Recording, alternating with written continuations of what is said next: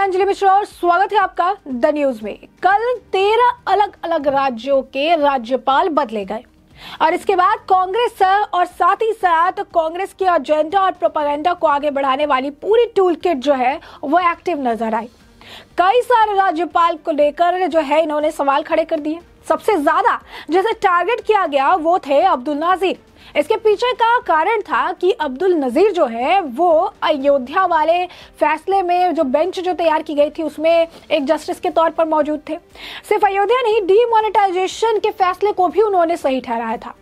और राम मंदिर से तो कांग्रेस को तकलीफ थी ही, राम मंदिर के लेकर फैसला सुनाने वाले जस्टिस से भी अब इन्हें तकलीफ होने लगी। और आखिर उन्हें राज्यपाल क्यों बनाया गया, इसे लेकर पूरी की पूरी कांग्रेस और खासकर कांग्रेस का, फिर कह रहे हैं आपको, कांग्रेस द्वारा जो एजेंडा प्रोपेगेंडा फैलाने वाली टूलकिट है वो भी जो है काफी एक्टिव नजर आई। राजदीप सरदेसाई ने भी इसे लेकर ट्वीट किया। जब हम टूलकिट की बात करते हैं तो आप समझ पा रहे होंगे कि किस तरीके की जो चीजें कही जा रही है। अब इन सभी मुद्दों को लेकर जिस तरीके से कल से अब्दुल नाजीर को जो है टारगेट किया जा रहा है, कांग्रेस इसे लेकर लगातार बयानबाजी कर रही है, अलग अलग तरीके से तंज कस रही है। अब उन सभी को, पूरी कांग्रेस को जो है कानून मंत्री किरण रिजिजू ने मुंह तोड़ जवाब दिया है और ये जवाब उन्होंने ट्वीट के जरिए दिया है। क्या कहा है आखिर कानून मंत्री किरण रिजिजू ने? आपको बता दें कि सरकार ने रविवार को 6 नए चेहरों को राज्यपाल नियुक्त किया, जिनमें नजीर भी शामिल है। वह राम जन्मभूमि बाबरी मस्जिद विवाद मामले में 2019 के ऐतिहासिक फैसला सुनाने वाली सुप्रीम कोर्ट के 5 न्यायाधीशों के पीठ का हिस्सा थे। नजीर राजनीतिक रूप से संवेदनशील अयोध्या भूमि विवाद, 3 तलाक जैसे कई महत्वपूर्ण फैसले सुनाने वाली पीठ में शामिल रहे। नजीर को राज्यपाल नियुक्त किए जाने के फैसले की कांग्रेस ने आलोचना की। वहीं केंद्रीय कानून मंत्री किरण रिजिजू ने कहा कि उन्हें समझना चाहिए कि वे अब भारत को निजी जागीर नहीं मान सकते हैं। कानून मंत्री किरण रिजिजू ने ट्वीट करते हुए लिखा कि राज्यपाल की नियुक्ति पर एक बार फिर से पूरा इकोसिस्टम एक्टिव हो गया है। उन्हें बेहतर तरीके से यह समझना चाहिए कि वे अब भारत को अपनी निजी जागीर नहीं मान सकते। अब भारत संविधान के नियमों के अनुसार चलेगा। बीजेपी ने कहा कि इस तरह की नियुक्तियों के उदाहरण अतीत में देखने को मिले हैं और संविधान द्वारा इस पर पाबंदी नहीं लगाई है। बता दें आपको कि किरण रिजिजू ने ट्वीट करके साफ तौर पर यह स्पष्ट कर दिया कि चाहे आप कितना भी कुछ क्यों ना कहे, उन्हें समझना पड़ेगा कि भारत अब उनकी जागीर नहीं है और वो अब संविधान से चलता है। उन्होंने साफ तौर पर कहा कि राज्यपालों की नियुक्ति से पूरा इकोसिस्टम बौखला गया है। भारत संविधान से चलता है, वे इसे अपनी निजी जागीर नहीं मान सकते हैं। इससे पहले भी केंद्रीय मंत्री जो नवनियुक्त राज्यपाल को बधाई दी थी और कानून मंत्री ने कहा था कि आप जिन राज्यों में सेवा दे रहे हैं वहां के सकारात्मक नेतृत्व और विशेष तक जो है उनके लिए हम आगे की बात करते हैं। तो आप देख सकते हैं कि वो साफ तौर पर वो कहते नजर आए कि भाई भारत को अब जागीर मत मानिए, वो अब अपने हिसाब से, अपने संविधान के हिसाब से चलेगा। बता दें कल जयराम रमेश से लेकर कई लोगों ने बैक टू बैक ट्वीट किए थे। अपने अपने तरीके से उन्होंने निशाना साधा था और कई सारे जो है आपको बता दें कि उनका कहना था कि चूंकि राम मंदिर के लिए फैसला किया, चूंकि मोदी के फेवर में फैसला किया, उनका मानना है कि राम मंदिर सिर्फ और सिर्फ बीजेपी के लिए ही अहमियत रखता है और यही कारण है उसे बीजेपी को लेकर पॉलिटिसाइज वो करते नजर आते हैं कि इस वजह से ही उन्हें यह पद दे दिया गया। बता दें आपको कांग्रेस के सुप्रीम कोर्ट के रिटायर्ड जस्टिस अब्दुल नाजीर को राज्यपाल नियुक्त किए जाने को लेकर सरकार की आलोचना करते हुए इस तरह की नियुक्तियों के खिलाफ बीजेपी के दिवंगत नेता अरुण जेटली की टिप्पणियों का जिक्र किया। साथ ही इस कदम को न्यायपालिका स्वतंत्रता के लिए गंभीर खतरा भी बताया।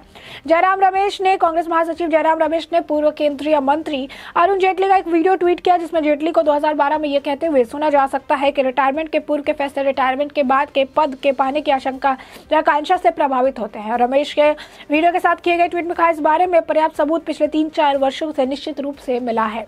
सिर्फ यही नहीं, आपको बता दें कि जो है पूरी कांग्रेस, कई सारे जो नेता है कल इसे लेकर बयान दे रहे थे। अब्दुल नाजीर जो है उनके लिए मानो कि बहुत बड़ा एक मुद्दा हो गया कि राम मंदिर में फैसला सुनाया, इस वजह से वो अब्दुल नाजिर के पीछे हाथ धोकर जो पूरी की पूरी कांग्रेस है वो पड़ी नजर आई। उन्हें इस बात से तकलीफ थी, जबकि लोगों ने उन्हें जमकर लताड़ा। उन्होंने कहा कि कांग्रेस आखिर खुश क्यों नहीं हो सकती है, उन्हें क्या तकलीफ है, आखिर उन्हें क्यों बार बार इसी तरीके से करना होता है। अगर किसी माइनॉरिटीज को इस तरीके से एक बड़ा पद दिया जा रहा है, जिम्मेदारी दी जा रही है, कांग्रेस के पेट में दर्द होने का कारण ही आज तक समझ नहीं आया, स्पष्ट नहीं हो पाया कि आखिर किस बात का उन्हें दर्द है, किस बात की उन्हें परेशानी है।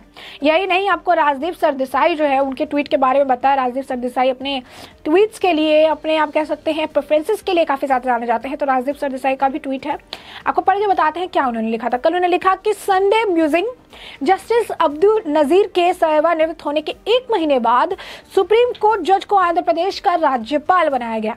क्या एक सेवानिवृत्त न्यायाधीश को संवैधानिक कार्यभार संभाल मिलने से पहले कम से कम 1 वर्ष की न्यूनतम कूलिंग ऑफ अवधि नहीं होनी चाहिए? Question mark.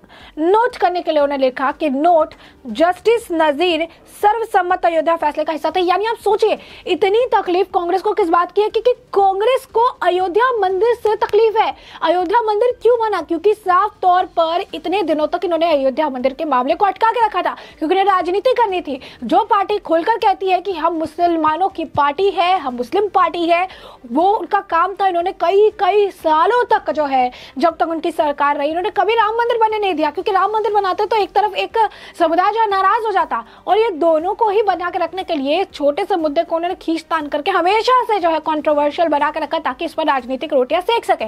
लेकिन एक जस्टिस ने इस जितनी सिंपल एक चीज थी उसको कॉम्प्लिकेटेड नहीं होने दिया, इसको सिंपल तरीके से सामने रख दिया। राम मंदिर बनने लगा है तो कांग्रेस को तकलीफ है इस बात की कि क्यों बीजेपी को इसके वजह से क्यों वोट मिलेंगे, बीजेपी इसके लिए से क्यों जो है राम मंदिर का क्रेडिट लेगी, क्योंकि कांग्रेस के टाइम में नहीं किया गया। कांग्रेस साफ तौर पर कहती है, अब तो कांग्रेस मुसलमानों के लिए आरक्षण भी मांगना शुरू हो गई है, कहती है मुसलमानों को आरक्षण दे दो, देश हित के लिए बेहतर है। तो कांग्रेस ऐसी पार्टी है। बता दें आपको कि कांग्रेस के नेता है राशिद अलवी, उनका भी कल बयान था। उन्होंने कहा था कि बीजेपी ने हिंदू मुसलमानों को बांट दिया है, उनको एक कम्युनिटी को जो है काफी अच्छा लगता है जब एक कम्युनिटी को ज्यादा नीचे करते हैं, लेकिन मुसलमान जो है एक फेयर शेयर भी डिजर्व नहीं करते हैं। जस्टिस नाजिर को गवर्नर बनाने के लोगों का जो जुडिशरी यानी न्यायपालिका में जो भरोसा है वो कम हो गया है। उन्होंने कहा कि लोग आज सवाल पूछ रहे हैं कि सुप्रीम कोर्ट का जो डिसीजन था राम जन्मभूमि और बाबरी मस्जिद केस में, लोग बोल रहे हैं सरकार के प्रेशर के वजह से ये हुआ, और न्यायपालिका को इंडिपेंडेंट यानी स्वतंत्र होना चाहिए और किसी भी तरीके का कोई रिलेशन एग्जीक्यूटिव के साथ नहीं होना चाहिए, और यही आर्टिकल 50 ऑफ कॉन्स्टिट्यूशन में लिखा है। सवाल ये होता है कि कांग्रेस जो आर्टिकल की बात कर रही है, कांग्रेस किन किन आर्टिकल का पालन करती है, ये भी बड़ा सवाल है। आखिर कांग्रेस किस तरीके से काम करती है, ये भी बड़ा सवाल है, क्योंकि कांग्रेस को चीजों का आइडिया बिल्कुल भी नहीं होता है। लेकिन अभी इन्हें निशाना साधना है, इन्हें केंद्र सरकार पर सवाल खड़े करना है, तो पूरी की पूरी कांग्रेस टूलकिट, चाहे जयराम रमेश हो, राजदीप सरदेसाई हो, राशिद अलवी हो, सभी के सभी इस मुद्दे को लेकर सरकार को घेरने के लिए तत्पर नजर आ रहे हैं। सभी के सभी जो है अब्दुल नाजिर की नियुक्ति को लेकर यही कहते हैं, हिंदू मुसलमान को अलग करते हैं, यही कहते हैं कि मुसलमानों को उनका फेयर शेयर नहीं मिलता। लेकिन आज जब एक मुस्लिम को किया जा रहा है, उसे पद दिया जा रहा है, तो भी कांग्रेस को इस बात से तकलीफ है, जो कांग्रेस की दोहरी राजनीति को दर्शाता है। बता दें आपको कि जिस तरीके से कांग्रेस वार कर रही थी, इस पर अशोक पंडित ने भी राजदीप सरदेसाई को उन्होंने जवाब दिया। उन्होंने कहा थोड़ा सा सोडा पी लो भाई, जलन कम हो जाएगी। तो साफ तौर पर पता है कि पूरी की पूरी कांग्रेस आखिर क्यों बौखलाई हुई है, आखिर उन्हें क्या परेशानी है, ये उनके बयान से उनकी मानसिकता जो है साफ तौर पर नजर आ रही है। तो ऐसे में हमने आपको ये पूरा मामला बड़े विस्तार से बताया कि पूरा मामला क्या है, और अब इस पूरे मामले पर आपकी भी जो राय हो हमें कमेंट सेक्शन में कमेंट करके जरूर साझा करें। धन्यवाद।